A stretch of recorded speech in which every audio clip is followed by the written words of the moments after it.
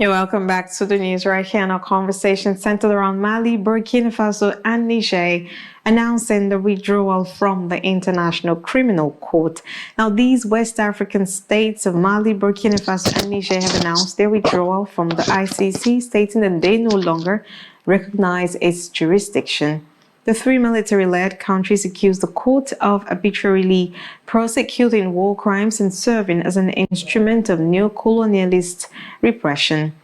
They emphasized their commitment to upholding human rights protection in line with their values. The same argument had earlier been used by the three countries to justify their withdrawal from the Economic Community of West African States, ECOWAS. The human rights groups and UN experts have accused Mali's and Burkina Faso's armed forces and allied militias of committing war crimes in operations against Islamist militias alongside atrocities carried out by the militant groups themselves. The ICC, based in The Hague, has been persecuting the most serious crimes such as genocide, war crimes, and crimes against humanity since 2002. Now, all EU countries are members, and however, the US, Israel, and Russia are not signatories. Well, joining me now to discuss further is Barrister Chidi Ujoatumba. He's a human rights lawyer and a social commentator. Good evening, Barrister, and welcome to the show tonight. Thanks for having me once again. It's good to have you. So let's talk about this withdrawal. What do you make of it? Is it good for the Sahel states, noting that they already, have left the ECOWAS and they're making this very bold statement again to say, look, we're tired of, all of this Western influence and we're going to have to leave the ICC. Do you think this is good enough for them? It's, by all indications, by all political and regional indications, it's so good for them. It's very, very good for them because you cannot ask the West to leave your country. You cannot sever all bilateral relationship with the West, and then you cannot pull out from ECOWAS and still have your one leg in ICC, which is majorly being controlled by United Nations organization. They have their headquarters at Hague, and if you look at the nature of government in Mali, Burkina Faso, and Niger, they are not democratic governments. They are being accused of so many human rights violation against some Islamic group. There have been a whole lot of tension in all those countries in the Sahel region that are being governed by the military. So the nature of government and the way they want to rule their country, they cannot succeed by having one leg, or rather being under the jurisdiction of International Court of Justice, which is at Hague. And though we are not surprised to hear this news today. Since the beginning of this year, talks have been going on. The three countries mentioned have been trying to set up their own regional court. I think they want to call it, one criminal and a human rights court in the Sahel region that will take over the responsibilities of ICC. The countries in the Sahel will bring themselves under the jurisdiction of this criminal and human rights courts that they want to establish.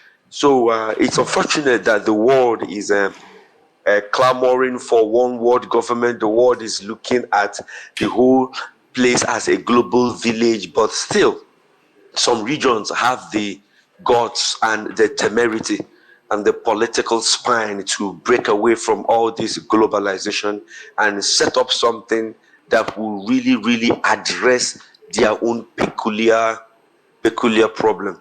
It's a very wonderful development for the Sahel states because of the nature of government that they are running. They are running a military government, and there is no way this military government will not step on the toes of some human rights organizations or properties without being taken to ICC. So they are taking a very wonderful step to sever ties with all Western alliances and then stay on their own and know that a very bold Yeah, a very bold step. We don't have much time, but of course, we saw that the Burkina Faso president have also said, well, for Africans who are coming to Burkina Faso, well, there won't be no need for you to have a visa anymore. You can just have that African alliance, which is something that Gaddafi was trying to fight Gaddafi, for. exactly. I read the news 2 days ago. Right. I now started thinking about Gaddafi. In short, everything about Gaddafi's policy, all of them, they started, coming into my mind. I said, these guys are also, it's like a spirit.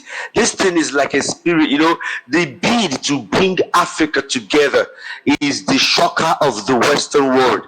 Anyone who is pioneering the bid to bring African nations together, that person will have to face a whole lot of global pushback because the West don't want Africans to be together.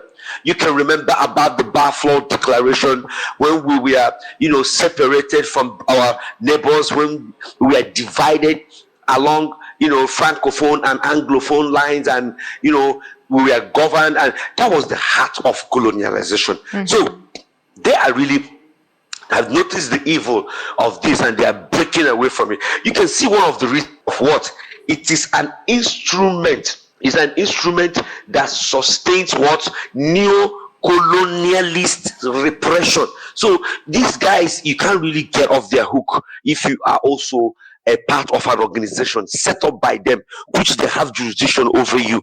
They would definitely, without Russia and China, the West would have run over all the Sahel countries. You saw the way they took out Gaddafi and all the rest of them. So we believe that Africans will open their eyes and see that they are matured enough to, talk their talk, hold their own economy, manage their own resources. We're talking about gold and uranium. If you know the cost of gold and uranium in the international market, you shouldn't even be talking about oil. Uranium is costly than oil. Where can you see uranium? It's only uranium that you can use to power nuclear plants all over the world. So they have resources, and they should put their resources into good use. They should ensure that the West do not have a hand in the management and in the control of their own resources. That's the way they can grow as a nation. This is Gaddafi's plan. This is Gaddafi's blueprint being played out again from a different person in a different time. And I believe that other African nations can open their eyes and see that this change has come to last. I love the part where you talked about Africa telling their own stories. Very important part there, but we'll have to stop here. I really wanted to engage you on the ECOWAS and what President Tinubu seems to be very quiet on that matter with these 3 Sahel states, but we can't talk about it today. I promise I'll call you back another day and we can talk about it. Right. Thank you so much for joining. I'll be waiting for that conversation. Very, very interesting. Great, all right. Great. That's all we have tonight, right here on Afia TV News. To follow us on all our social media platforms, it's Afia TV Official. And on behalf of the entire production team, I am Amazing Grace Ajayi. Thank you so much for watching. Good night.